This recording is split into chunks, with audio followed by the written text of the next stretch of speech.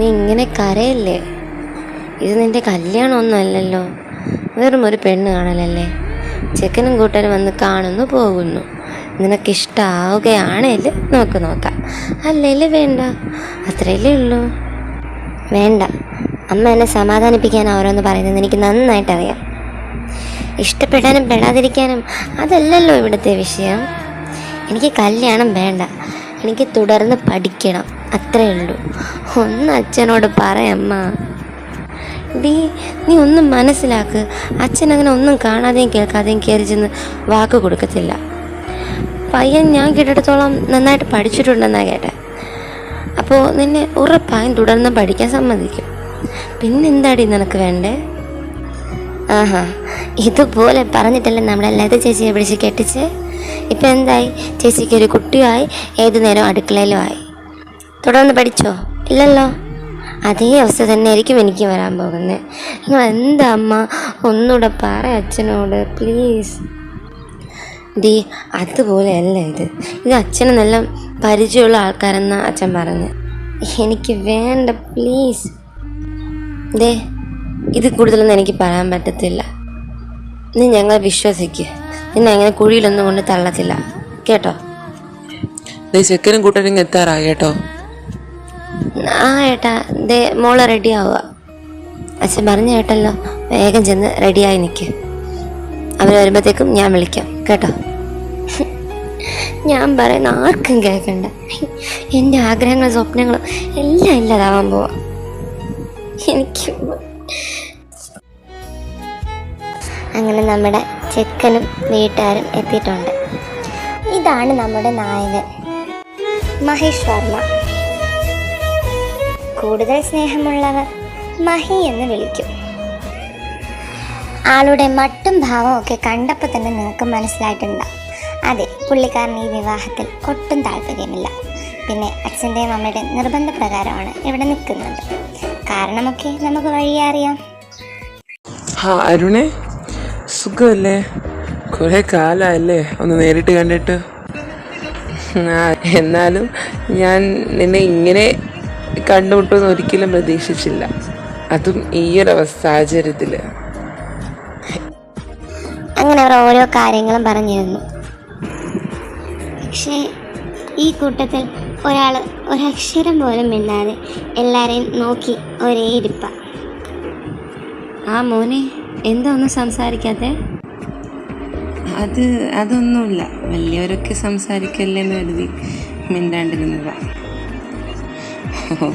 അങ്ങനെ എന്നാ ധന്യ, നീ ചെന്ന് മോളെ വിളിച്ചോണ്ട് വാ.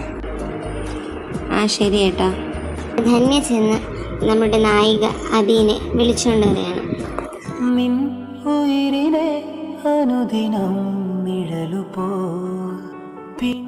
നമ്മുടെ അബിയുടെ വരവ് കണ്ട് എല്ലാവരും ആകെ കിളി പോയിരിക്കുക. കാരണം അത്യാവശ്യത്തിന് മാത്രമല്ല, അത്യാവശ്യത്തിലധികം ഭംഗി തന്നെ അബിക്കുണ്ട്. ഇത് കണ്ട് ഫുൾ ഔട്ടായി നിൽക്കുന്നത് നമ്മുടെ നായകൻ തന്നെയാണ്. എന്താ ഇപ്പോൾ രണ്ടാളും കൂടെ മിണ്ടാണ്ടിരിക്കുന്നത്? നമുക്ക് മുമ്പ് അവരെങ്ങനെയാ സംസാരിക്കുന്നത്? അതും ശരിയാ. എന്നാ മോളെ, നീ മോനെ ചെന്ന് പറമ്പൊക്കെ ഒന്ന് കാണിക്കും.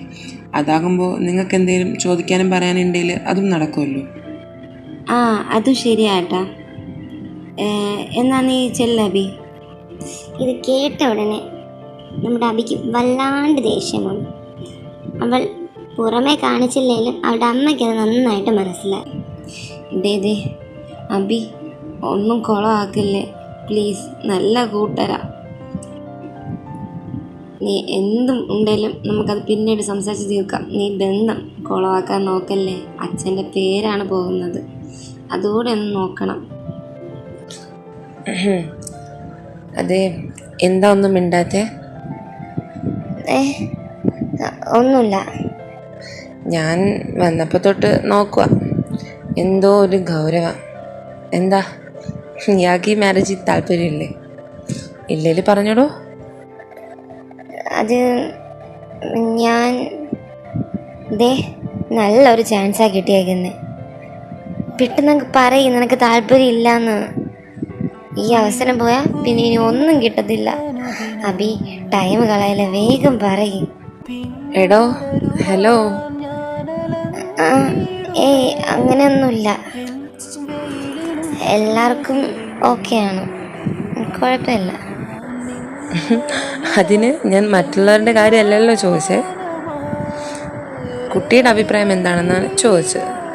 ഞാൻ കെട്ടാൻ പോകുന്നത് ഇയാളുടെ വീട്ടുകാരെ അല്ലല്ലോ, തന്നെയല്ലേ? അത് അത് അങ്ങനെയൊന്നുമില്ല, ഓക്കെയാണ്.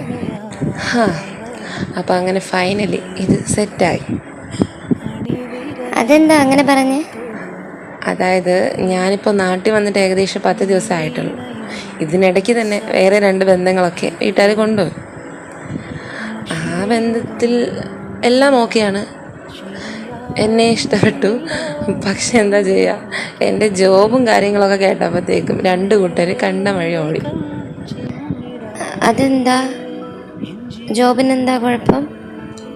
അപ്പോൾ ഇയാൾക്കും അതിനെക്കുറിച്ച് അറിയില്ലേ? ഇല്ല, എന്താ? ഞാൻ ഈ അച്ഛനോട് പ്രത്യേകം പറഞ്ഞതാ, എന്ത് പറഞ്ഞാലും ഈ ജോബിൻ്റെ കാര്യം ക്ലിയർ ആയിട്ട് പറയാൻ വേണ്ടിയിട്ട്. ഇപ്പം അതിവിടെയും പറഞ്ഞിട്ടില്ല. അപ്പം എല്ലാം ശുഭം. ഇതും നടക്കുന്ന കോള് കാണാനില്ല. അല്ല, അതെന്താ ഇത്രയ്ക്കും പ്രശ്നം? എന്താ ജോബെന്ന് പറയാൻ പറ്റുമോ? അങ്ങനെ വേറെ പ്രത്യേകിച്ച് തെറ്റായിട്ടുള്ള ജോബൊന്നുമല്ല, ഞാൻ മിലിറ്ററിയിലാണ് വർക്ക് ചെയ്യുന്നത്. അത് കേട്ടത് നമ്മുടെ അബിയുടെ കിളിയൊക്കെ പോയി, അവിടെ 2 കണ്ണ് തള്ളിപ്പുറത്തോട്ട് വരുന്ന രീതിക്കായി. അത് കണ്ട മഹിയുടെ ഉള്ള സന്തോഷം കൂടെ ഇല്ലാണ്ടായി. ഈശ്വര, ഇതും പോയെന്നാ തോന്നുന്നത്. നിനക്ക് യോഗ ഇല്ലടാ കുട്ടാ. ശരിക്കും മിലിറ്ററിയിലാണ് വർക്ക് ചെയ്യുന്നത്? ആടോ, എന്താ എന്തേലും പ്രശ്നമുണ്ടോ? അല്ല, സത്യമായിട്ടും. എന്തേ, എന്നെ കണ്ടാൽ അങ്ങനെ തോന്നില്ലേ? എനിക്ക് വിശ്വസിക്കാനേ പറ്റണില്ല, ഒരു പട്ടാളക്കാരൻ. ഈശ്വര, ഇത്രയും അടുത്ത് ഞാൻ ആദ്യമായിട്ടൊരു പട്ടാളക്കാരനെ കാണുന്നേ. പട്ടാളക്കാരനെ അത്രയ്ക്ക് ഇഷ്ടമാണോ? ഇഷ്ടമാണോന്നോ? അത് എനിക്ക് സത്യം പറഞ്ഞാൽ ഈ പട്ടാളക്കാർ, ഈ ആർമിയിലുള്ളവർ 2 ഒന്നല്ലേ, പിന്നെ ഈ നേവിയിലുള്ളത്, ഈ പോലീസ്, ഇതിനോടൊക്കെ എനിക്ക് വല്ലാത്തൊരു എന്താ പറയുക, ക്രേസാണ്. അവരുടെ ഡ്യൂട്ടിയും അവരുടെ യൂണിഫോം ഇതൊക്കെ കാണുമ്പോൾ രോമാഞ്ചം. ചെറുപ്പത്തിൽ എന്നോട് ആരാകണമെന്ന് ആരെങ്കിലും ചോദിച്ചാൽ ഞാൻ ആദ്യം പറയും പട്ടാളക്കാരൻ. അങ്ങനെയാ പറയാറ്, അത്രയ്ക്ക് ഇഷ്ടമാണ് ചെറുപ്പം തൊട്ടേ. എന്നിട്ട് എന്താ ആകാത്തെ? എന്ത് ചെയ്യാൻ, അച്ഛൻ സമ്മതിക്കില്ല. ഇവളുടെ ഓരോ പൊട്ടത്തരം കേട്ട് അവൻ നന്നായി ചിരിക്കുന്നുണ്ടായിരുന്നു. അവൻ കുറച്ച് മുമ്പ് വരെയും കണ്ടു നിന്ന ഒരു ക്യാരക്ടറേ അല്ല അവളിപ്പോൾ. തികച്ചും ഒരു കൊച്ചിൻ്റെ മനസ്സാണ് ഇപ്പോൾ അവൾക്കുള്ളത്. അവൻ കരുതി അവൻ്റെ ജോബും കാര്യങ്ങളൊക്കെ കേൾക്കുമ്പോൾ ഇവളും എല്ലാ പെണ്ണുങ്ങളെയും പോലെ പോകുന്നു. പക്ഷേ ഇത് നേരെ തിരിച്ചാണ്. അവൻ എന്തെന്നില്ലാത്ത സന്തോഷം, അവളോട് എന്തോ പ്രത്യേക ഒരു അട്രാക്ഷൻ തോന്നുമ്പോഴാണ് തോന്നി. എൻ്റെ ഒരുപാട് ബുക്കുണ്ട്, അതും കൂടുതലും ഈ ഇതുപോലുള്ള ഓഫീസേഴ്സൊക്കെ എഴുതി അവരുടെ ബയോഗ്രഫീസും അവരുടെ ജീവിതം എന്താണ്, അവരെ ഓരോ ഇൻസിഡൻറ്റിനെ കുറിച്ചൊക്കെ എഴുതിയിട്ടുള്ള ബുക്കാണ്. അതൊക്കെ വായിച്ച് എനിക്ക് എന്താ പറയുക, ഞാൻ എപ്പോൾ നോക്കിയാലും ഇങ്ങനെയുള്ള ബുക്സാണ് വായിക്കാറ്. സത്യം പറഞ്ഞാൽ ഞാൻ എൻ്റെ ജീവിതത്തിൽ എന്നേലും ഒരു പട്ടാളക്കാരനെ നേരിട്ട് കാണണമെന്ന് ഒന്ന് സംസാരിക്കണമെന്നൊക്കെ വിചാരിച്ചിട്ടുണ്ട്. പക്ഷേ ഇതുപോലൊരവസരത്തിൽ ഇങ്ങനെ ഒരാളെ കിട്ടുമെന്ന് ഞാൻ ഒട്ടും പ്രതീക്ഷിച്ചില്ല. ശരിക്കും ഞാൻ ആദ്യമായിട്ടാണ് നിന്നെ പോലെ ഒരു ക്യാരക്ടറിനെ കാണുന്നത്. അതെന്താന്ന് ചോദിച്ചാൽ, ഞാൻ ജോലിയിലായിരിക്കുമ്പോൾ തന്നെ എനിക്കൊരുപാട് ഇതുപോലുള്ള ബന്ധങ്ങളൊക്കെ കൊണ്ടുവന്നിട്ടുണ്ട്. പക്ഷേ എല്ലാ ബന്ധവും മുടങ്ങാൻ കാരണം എൻ്റെ ഈ ജോബ് തന്നെയാണ്. കാരണം അവരുടെ വീട്ടുകാർ പറയുന്നത് എൻ്റെ ജീവനെ ഒരു ഉറപ്പില്ല, ഏത് നേരം വേണേലും മരണപ്പെടാം. അങ്ങനെയുള്ളൊരു വ്യക്തിന് സ്വന്തം മോളെ കൊടുക്കുമ്പോൾ അവളും ഏത് നേരം വേണേലും വിധവയാകാം. അപ്പോൾ അവർക്ക് അങ്ങനൊരു ബന്ധത്തിൽ താല്പര്യമില്ല, ഇങ്ങനെയൊക്കെയാണ് കാരണം പറയുന്നത്. അതെന്താ, ഇന്നത്തെ കാലത്തും ഇങ്ങനെ സെൽഫിഷായിട്ട് ചിന്തിക്കുന്നവരുണ്ടോ? അപ്പോൾ ഇങ്ങനെ ജോബ് ചെയ്യുന്നവർക്കൊന്നും ജീവിക്കണ്ടേ? ഇതെന്ത് കൂത്ത്? ഹേയ്, അങ്ങനെ അവരെ കുറ്റം പറഞ്ഞിട്ട് കാര്യമില്ലടോ. അവരവരുടെ മോളുടെ ലൈഫ് എന്താ പറയുക സേഫ് ആക്കാൻ നോക്കുന്നു, അത്രയല്ലേ ഉള്ളൂ. അതെ, എന്നോട് ആദ്യം ഒരു ചോദ്യം ചോദിച്ചില്ലേ? എന്ത് ചോദ്യം? അല്ല, ഈ മാരേജിൽ താല്പര്യം ഉണ്ടോ ഇല്ലേ എന്നൊക്കെ. ആ, അതിനുള്ള മറുപടി ഞാനിപ്പോൾ പറയാം. എനിക്കിഷ്ടമാണ്. ആശിച്ചു ഞാൻ തോരാത്തൊരീ എന്താ പറയാ, എനിക്ക് ഇയാളെ ഇഷ്ടമായി, ഇയാളുടെ ജോബിനെയും ഇഷ്ടമായി. ഇത് കേട്ടതും മഹിയുടെ മുഖത്ത് എന്തെന്നില്ലാത്തൊരു സന്തോഷം. അവന് തുള്ളിച്ചാടി അവളെ ചെന്ന് ഹഗ് ചെയ്യണമെന്നൊക്കെ ഉണ്ട്, പക്ഷെ അതൊന്നും പറ്റത്തില്ല. അങ്ങനെ നമ്മുടെ കപ്പിൾ അവിടെ നിന്ന് സംസാരിക്കുന്ന സമയം പെട്ടെന്ന് വീട്ടിലോട്ട് ഒരാൾ ഓടിച്ചാടി വരാണ്. ആ മോനെ, നീ വന്നോ? എന്താണ് ഇത്ര ലേറ്റായേ? ആരാ ഇത്? ഇതെൻ്റെ മൂത്ത മോനെ വിഷ്ണു. ഏട്ടാ, നമ്മൾ ഈ മോനെ മുൻപ് കണ്ടിട്ടുള്ളത് പോലെ ഇല്ലേ? അത് തന്നെ എനിക്ക് തോന്നുന്നു, പക്ഷെ എവിടെയാണെന്നൊരു പിടിയില്ല. അമ്മ, അബി എവിടെ? മോനെ, അവള് സെക്കൻഡ് കൂടെ ഞാൻ പറമ്പിൽ നിന്ന് സംസാരിക്കുക. കഴിക്കാനുള്ള സമയം, നീ അവളെ ചെന്ന് വിളിച്ചോണ്ടോ? ഓക്കെ അമ്മ. വിഷ്ണു വന്ന് കാണുമ്പോൾ പുറംതിരിഞ്ഞ് നിൽക്കുന്ന മഹിയാണ് അവൻ കണ്ടത്. അതുകൊണ്ട് തന്നെ ഫേസ് ഒന്നും അവന് കാണാൻ കഴിഞ്ഞില്ല. അബി, ദേ വേഗം വാ, അമ്മ വിളിക്കുന്നുണ്ട്, രണ്ടാളും വാ. ഇതും പറഞ്ഞ് ഞാൻ പുറകോട്ട് തിരിഞ്ഞ് നടക്കാൻ തുടങ്ങി. വിഷ്ണു ഏട്ടാ, ഇതെപ്പോ വന്നു? അടി, ഞാനിപ്പോൾ വന്നതേ ഉള്ളൂ, നിങ്ങൾ വേഗം വാ. ഒന്ന് നിൽക്കണം, ഞാനിപ്പോൾ വരാം. ഇതാണ് എൻ്റെ ഒരേ ഒരു ചേട്ടൻ വിഷ്ണു. ആ പേര് കേട്ടതും മഹിയുടെ മുഖത്ത് എന്തോ ഒരു ഭാവവ്യത്യാസം. വിഷ്ണു? ഇതും പറഞ്ഞ് അവൻ ആരാണ് ആ വിഷ്ണു എന്ന് കാണാനായി തിരിഞ്ഞു നോക്കി. നീയാ? മഹി, നീ എങ്ങനെ? അവർ രണ്ടുപേരുടെയും പെട്ടെന്നുണ്ടായ കോൺവെർസേഷനിൽ ഒന്നും മനസ്സിലാകാതെ അബി അവരെ തന്നെ നോക്കി കിളി പോയി നിൽക്കുന്നുണ്ട്. അപ്പോൾ നിങ്ങൾ തമ്മിൽ മുമ്പേ പരിചയമുണ്ടായിരുന്നോ? എടി, പരിചയമുണ്ടോന്നോ? നിന്നോട് ഞാൻ പറഞ്ഞിട്ടില്ലേ? പറഞ്ഞിട്ടുണ്ടെന്നാണ് എൻ്റെ ഓർമ്മ. മുമ്പ് ഞാൻ കോളേജിൽ മറ്റേ കൊച്ചിയിൽ പോയി പഠിച്ചില്ലേ, ആ ടൈമാണ് ഞാൻ ഇവനെ കണ്ടുമുട്ടുന്നത്. അങ്ങനെ നല്ല ഫ്രണ്ട്സാണ്. പിന്നെ അതിനുശേഷം ഇവൻ എന്താ പറയുക, അവിടെ നിന്ന് ട്രെയിനിങ്ങിനായിട്ടൊക്കെ പോയി. പിന്നെ ഒരു കോണ്ടാക്റ്റും ഇല്ലായിരുന്നു.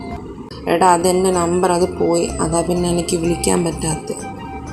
അത് സാരല്ലടാ, ഏതായാലും ഇപ്പം കണ്ടില്ലേ, അതും ഇങ്ങനൊരു സാഹചര്യത്തിൽ. എന്നാലും ഇവളെ കിട്ടാൻ പോകുന്നത് ഏതെങ്കിലും ഒരു കണ്ണാപ്പി ആയിരിക്കുമെന്ന് ഞാൻ കരുതിയുള്ളൂ. പക്ഷെ അത് നീയാകുമെന്ന് ഞാൻ ഒട്ടും പ്രതീക്ഷിച്ചില്ല. ഡാഡാ, കണ്ട ഉടനെ അവൻ്റെ ഊക്ക് തുടങ്ങിയിട്ടുണ്ട്. ഇപ്പം ഞാൻ ആരായി? അങ്ങനെ എല്ലാവരും വളരെ സന്തോഷത്തിലാണ്. അപ്പം പിന്നെന്താ, നമുക്ക് നേരെ കല്യാണ ദിവസത്തിലോട്ട് പോവാം.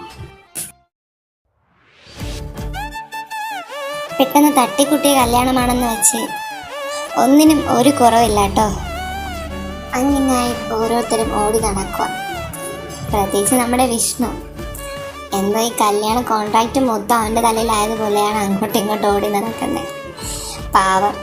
പക്ഷെ ഇതൊന്നും അറിയാതെ നമ്മുടെ കപ്പിൾസ് സ്റ്റേജിൽ നിൽപ്പുണ്ട്. നല്ല പോസൊക്കെ കൊടുത്ത് ഫോട്ടോയൊക്കെ എടുക്കുന്നുണ്ട്. കുറേ അധികം ആൾക്കാർ തന്നെ കല്യാണത്തിന് വന്നിട്ടുണ്ട്. കുറേ പാട്ടും ഡാൻസും അതൊക്കെ ഒരു സൈഡിലോട്ട് നടക്കുന്നുണ്ട്. അങ്ങനെ കുഴപ്പമില്ലാത്ത രീതിയിൽ നല്ല ഹാപ്പി ആയിട്ട് ഫങ്ഷൻസ് കാര്യങ്ങളൊക്കെ നടന്നുകൊണ്ടിരിക്കുമ്പോഴാണ് നമ്മുടെ വിഷ്ണുവിൻ്റെ അടുത്ത് വന്നിട്ട് അവൻ്റെ അച്ഛൻ ഒരു കാര്യം പറയുന്നത്. എടാ മോനെ. എന്താ അച്ഛാ? എടാ, നമ്മുടെ ചെക്കൻ്റെ വീട്ടുകാരില്ലേ, അവർ വരുന്ന വഴിയിൽ എന്താ പറയുക, ഒരു കാറെന്തോ ബ്രേക്ക് ഡൗൺ ആയിട്ട് ആ കൂട്ടുമുക്കില്ലേ, ആ ജംഗ്ഷനിൽ കിടപ്പുണ്ട്. അവർക്കാണെങ്കിൽ ഇപ്പം എങ്ങോട്ടും വരാതെ വേറെ വഴിയൊന്നുമില്ല. നീ ഒന്ന് അവരെ ചെന്ന് പിക്ക് ചെയ്തുകൊണ്ട് വരുമോ? അയ്യോ അച്ഛ, ഇവിടെ 100 കൂട്ടം പണിയുണ്ട്. എടാ, അത് ചെക്കന് വേണ്ടപ്പെട്ടവരാടാ ആ വണ്ടിയിലുള്ള. ഒന്ന് ചെന്ന് നോക്കടാ. ഓക്കെ, ഞാൻ പോയിക്കോളാം. അതും പറഞ്ഞ് വിഷ്ണു അവിടെ നിന്നും ഇറങ്ങി. ഇവിടെ എങ്ങും ആരെയും കാണാനില്ലല്ലോ. പെട്ടെന്നാണ് കാറിൻ്റെ ഡോറിൽ ആരോ മുട്ടുന്ന സൗണ്ട് കേട്ടത്. അവൻ ആരാണ് പുറത്തുള്ളതെന്ന് നോക്കാനായിട്ട് വേഗം തന്നെ കാർ തുറന്നു നോക്കി. ആരാണ് ഈ നേരം? പെൻസില കൊണ്ടു മെനഞ്ഞതുപോലൊരു സുന്ദരി നിൻമണിമാറത്ത്. പക്ഷെ അവിടെ കണ്ട ആ കാഴ്ച കണ്ട് അവന്റെ ഹൃദയം ഒരു നിമിഷത്തേക്കൊന്ന് നിന്നുപോയി. അതെ, ഈ പെണ്ണിന്റെ വീട്ടിൽ നിന്നാണോ ഇയാള്? അവരുടെ മധുരമുള്ള സൗണ്ട് കേട്ട് കിളി പോയി നിന്ന വിഷ്ണു തിരിച്ച് മറുപടി പറഞ്ഞു. അതെയല്ലോ. താൻ ഇത്ര നേരം എവിടെയായിരുന്നോ? എത്ര നേരം അവിടെ വെയിറ്റ് ആണെന്നറിയാവോ? പക്ഷെ അവൾ പറയുന്നതൊന്നും കൂട്ടാക്കാതെ നമ്മുടെ വിഷ്ണു അനുസ്വപ്ന ലോകത്തായിരുന്നു.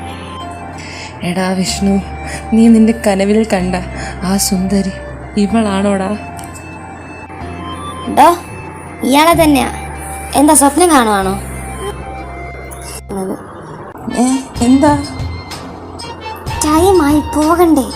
നീ ഇപ്പൊ പോകുമ്പോ അവർ കെട്ടി കുട്ടിയാവും. സോറി ഇയാളെ കയറി. വേറെ ആരും ഇല്ലേ?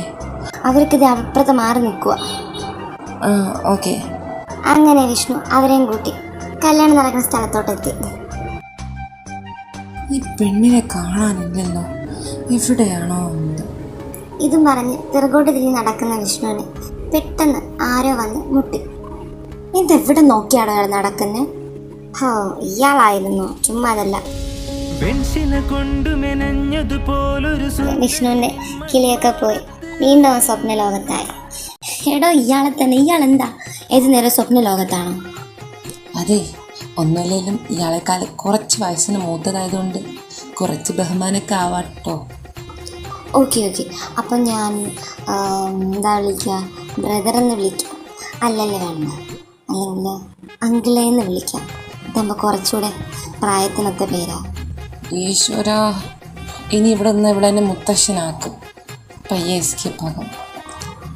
എന്തേ, വിളിക്കട്ടെ? എന്തോ ഇതാ വരുന്നു. എന്നാ ഞാൻ ചെല്ലട്ടെ, ആരോ വിളിക്കുന്നുണ്ട്. അവൻ അവിടെ നിന്നുള്ള ജീവനം കൊണ്ടോടി. ദേ മാളു, ഇങ്ങ് വന്നേ, ഫാമിലി ഫോട്ടോ എടുക്കാൻ സമയമായി. വാ. അമ്മ അതെ വരുക. അപ്പോൾ മഹിയുടെ ഒരേ ഒരു അനിയത്തി ഇവളാണല്ലേ? ഈശ്വര, ഇതിപ്പോൾ പണി കുറച്ചുകൂടി എളുപ്പമായല്ലോ. ചുമ്മാ അതല്ല, ഇവളെ കണ്ടപ്പോൾ മഹീന് പെൺവേഷം കിട്ടിയ പോലെ. ഏതായാലും നന്ദിയുണ്ട് ദൈവമേ, നന്ദി, ഒരുപാട് നന്ദി. നിന്നെ ഞാൻ പിന്നെ എടുത്തോളാം അടി.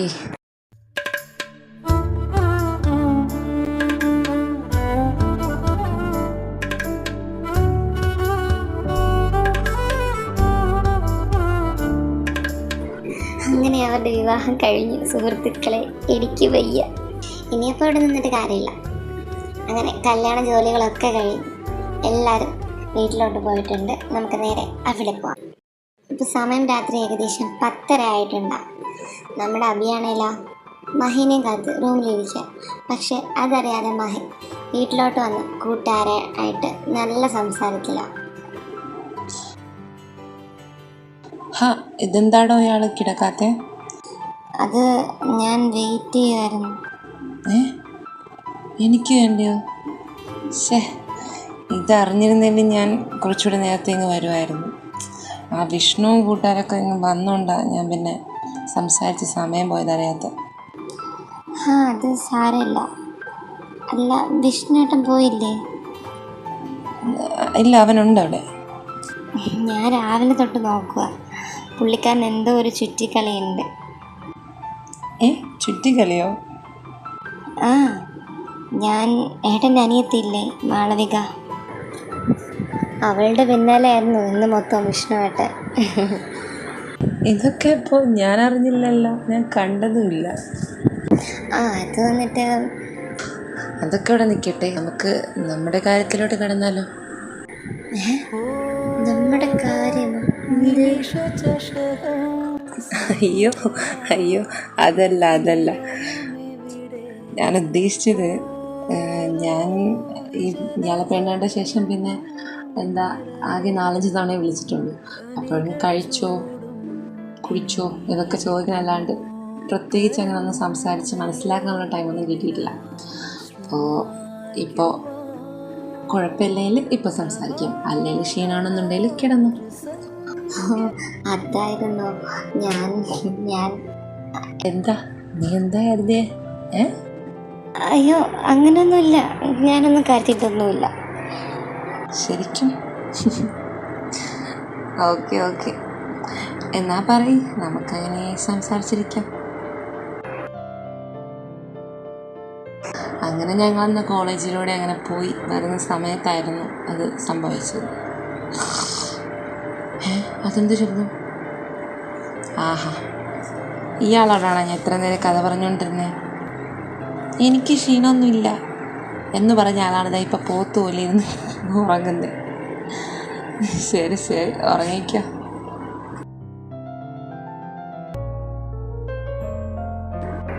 അഭി രാവിലെ എഴുന്നേറ്റ് കണ്ണു തുറന്നപ്പോൾ ആദ്യം കളിയണ്ട തന്നെ കുളിയൊക്കെ കഴിഞ്ഞ് പുറത്തോട്ട് വന്ന മഹീനയാണ്. അവളൊരു നിമിഷത്തേക്ക് അവനെ തന്നെ നോക്കി നിന്നത്. എന്താ? അല്ല, ഏട്ടൻ നേരത്തെ എഴുന്നേറ്റോ? ഞാനിച്ചിരി നേരത്തെ എഴുന്നേറ്റിട്ട് ഒരു 2 മണിക്കൂറായിട്ടുണ്ട്. എന്ത് 2 മണിക്കൂറോ? ഇപ്പോൾ സമയത്തിലായി? ഇപ്പോൾ സമയം 9 മണിയായിട്ടുണ്ട്. ഈശ്വര, 9 മണിയോ? എൻ്റെ ഫോൺ എവിടെ? മേശപ്പുറത്തുണ്ട്. ഇതെന്ത് കുന്ത്രാണ്ടം! ഞാൻ 7 മണിക്ക് വെച്ച അലാറമാ, ഇതെന്താ അടിക്കാത്ത? എൻ്റെ ആദ്യത്തെ ദിവസം തന്നെ കുളം തോണ്ടിയല്ലോ ഈശ്വര. എടോ അതിലെന്താടോ? അല്ല, ഫസ്റ്റ് ദിവസം ഇങ്ങനെ കിടന്നുറങ്ങാൻ പാടില്ലെന്ന് അമ്മ പറഞ്ഞിട്ടുണ്ട്. അമ്മ പറഞ്ഞത് കൊണ്ട് മാത്രമാണ് ഞാൻ ഈ അലാറമൊക്കെ സെറ്റ് ചെയ്ത് വെച്ച് കൊണ്ടുവരെ അടിച്ചതുമില്ല. വഴക്ക് പറയില്ല. ഞാൻ ഒരു കാര്യം പറയട്ടെ? എന്താ? അലാറത്തിന് പ്രശ്നമൊന്നുമില്ലായിരുന്നു, അത് കറക്റ്റ് സമയം തന്നെ വൈബ്രേറ്റ് ആയി സൗണ്ടൊക്കെ ഉണ്ടാക്കി. പക്ഷെ നിൻ്റെ ഉറക്കം കെടുത്തണ്ടെന്ന് എഴുതിയിട്ട് ഞാൻ ഓഫ് ചെയ്ത്. അശ്ശോ, എന്തിനാ അങ്ങനെ ചെയ്തത്? ഇനിയിപ്പോൾ ഞാൻ എന്താ ചെയ്യുക? അമ്മ എന്തെങ്കിലുമൊക്കെ പറഞ്ഞാലോ? എൻ്റെ അമ്മയോ? എന്തിനാണോ? അമ്മ തന്നെ പറഞ്ഞ് നീ കിടക്കുന്നതിൽ കിടന്നോട്ടെ എന്ന്. നീ അതോർത്ത് ടെൻഷൻ അടിക്കേണ്ട കേട്ടോ. നീ എന്നാ വേഗം ചെന്ന് ഫ്രഷായി താഴോട്ടോ, ഞാൻ താഴെ ചെല്ലോ. ഓക്കെ. ഡാ മോനെ, എടാ കഴിക്കണ്ടേ? ഇപ്പം തന്നെ സമയം നോക്കി 9:15 കഴിഞ്ഞു. നീ അവളെ ചെന്ന് വിളിച്ചോണ്ടോ? അമ്മ, അല്ലെങ്കിൽ ഞാൻ പോകുന്നില്ല. ഡി മാളു, ചെന്നേ പോയി ഏടത്തെ വിളിച്ചോണ്ടോ. എനിക്ക് വയ്യ. എന്തോന്ന് ഏട്ടൻ പെടുത്തോണ്ടോ? ഏട്ടൻ പോയി വിളിച്ചോണ്ടോ? അതെന്താടി നിനക്ക് പോയാലും മടിച്ച്? അമ്മ ഒന്ന് പറയമ്മ. നിങ്ങൾ പോയി കിടന്ന് നേരത്തെ ഉറങ്ങി. ഈ കല്യാണത്തിന് ചിലവും കാര്യങ്ങളൊക്കെ കണക്ക് കൂട്ടിക്കൊണ്ടിരുന്നത് അമ്മയുടെ ഒപ്പം ഞാനാണ്, അമ്മയും അച്ഛൻ്റെ കൂടെ. അപ്പം ഞങ്ങളൊന്നും നന്നായിട്ട് ഉറങ്ങിയിട്ടില്ല. നിങ്ങൾ പോത്തുപോലെ കിടന്ന് ഉറങ്ങിയല്ലേ ചെയ്തത്? ഒന്ന് പോയി വിളിച്ചോണ്ട് വാ. എന്തോന്ന്, എനിക്ക് ഉറക്കം വരപ്പോ. എന്താ അമ്മ അവളിങ്ങനെ? എടാ പാവം കൊച്ചു ഉറങ്ങിക്കോട്ടെ, നീ ചെന്ന് വിളിച്ചോണ്ടോ. ഓക്കെ. അവൻ ചെന്ന പാടെ ആദ്യം വാതിലൊന്ന് മുട്ടി നോക്കി. അതെ അബി, ഹലോ. ഇതെന്താ ഒരു റെസ്പോൺസും ഇല്ലല്ലോ? ഞാൻ അകത്തോട്ട് വന്നോട്ടെ? അപ്പോഴും ഒരു മറുപടിയും കേട്ടില്ല. അന്നല്ലേ വാതിൽ തുറന്ന് അകത്തോട്ടേക്ക്. ആഹാ, അപ്പോൾ കുളിയൊന്നും കഴിഞ്ഞിട്ടില്ലല്ലേ? ഓക്കെ, വെയിറ്റ് ചെയ്യാം. അതും പറഞ്ഞ് റൂമിൻ്റെ ഒരു സൈഡിലോട്ടുണ്ടായിരുന്ന ചെയറിലോട്ട് ചെന്നിരുന്ന് അവനവൻ്റെ ഫോണ് നോക്കിക്കൊണ്ടിരുന്നു. പെട്ടെന്നാണ് ബാത്റൂമിൻ്റെ ഡോറ് തുറന്ന് അബി പുറത്തോട്ട് ഇറങ്ങി വന്നത്. അപ്രതീക്ഷിതമായി കണ്ട കാഴ്ചയായതുകൊണ്ട് തന്നെ അവൻ്റെ ഹൃദയം ഒരു നിമിഷത്തേക്കൊന്ന് സ്റ്റക്കായിപ്പോയി. മഹി റൂമിലോട്ട് വന്ന കാര്യം അബി അറിഞ്ഞിട്ടില്ല കേട്ടോ. അതുകൊണ്ട് തന്നെ അവൾ അതൊന്നും മൈൻഡ് വയ്ക്കാതെ കണ്ണടിയുടെ മുന്നിൽ നിന്ന് ഓരോ കോപ്രായങ്ങളും കാണിച്ച് നിൽക്കുക. ഈശ്വര, ഇതൊന്നും ഇടാൻ പറ്റണില്ലല്ലോ. ഇപ്പം ഞാൻ എവിടെ പോയി ആരെ തിരക്കാനാ? വീട്ടിലാണെങ്കിൽ അമ്മ സഹായിക്കും. ഇതിപ്പോൾ ഇതെപ്പോ വന്നു? അപ്രതീക്ഷിതമായി മഹിയെ റൂമിൽ കണ്ട അബി വേഗം തന്നെ ചെന്ന് ഭിത്തിയോട് ചേർന്ന് നിന്നു. എന്തിനാണെന്നല്ലേ? ഇട്ടേക്കുന്ന ടോപ്പിൻ്റെ പിന്നിലുള്ള സിബ് ഓപ്പണാണ്. അതിരാൻ പറ്റാതെയാണ് ഈ കിടന്ന് ഈ കോപ്രായങ്ങളൊക്കെ കാണിച്ചത്. അത് മഹി കാണണ്ടെന്ന് കരുതിയാണ് അവൾ ചെന്ന് ഭിത്തിയോട് ചേർന്ന് നിന്നത്. പക്ഷേ ഇതൊക്കെ ഓൾറെഡി മഹി കണ്ടതാണെന്ന് അവൾ പിന്നീടാണ് റിയലൈസ് ചെയ്തത്. ഇതെപ്പോ വന്നു?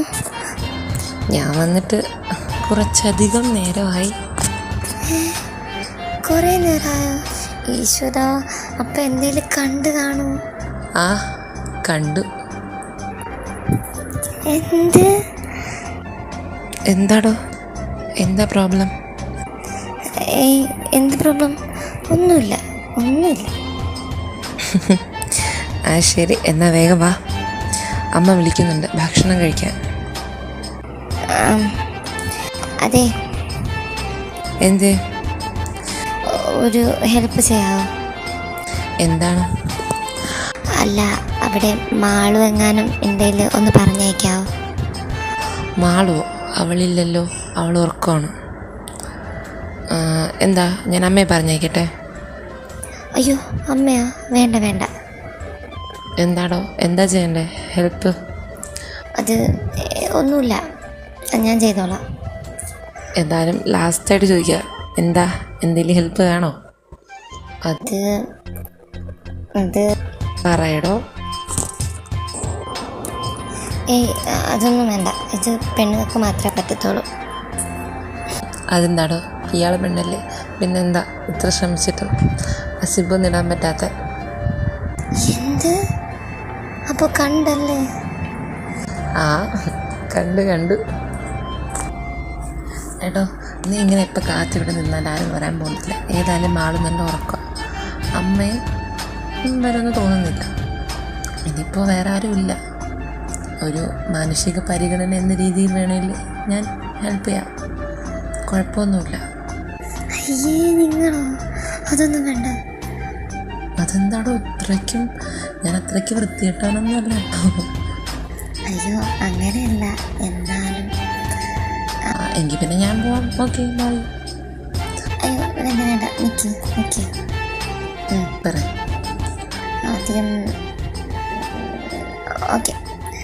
ആദ്യം കണ്ണടയ്ക്കും. കണ്ണടച്ച എങ്ങനെയാണോ ഇടാൻ പറ്റണേ? അതൊക്കെ പറ്റും. കണ്ണടയ്ക്കും. ഓക്കെ.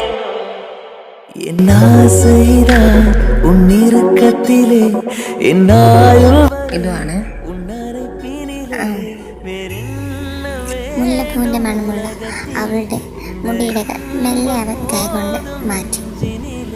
അവൻ്റെ ഓരോ ചലനവും അവളിൽ വല്ലാത്തൊരു ഫീൽ ഉണ്ടാക്കി. അക്കം പക്കം യാരും ഇല്ല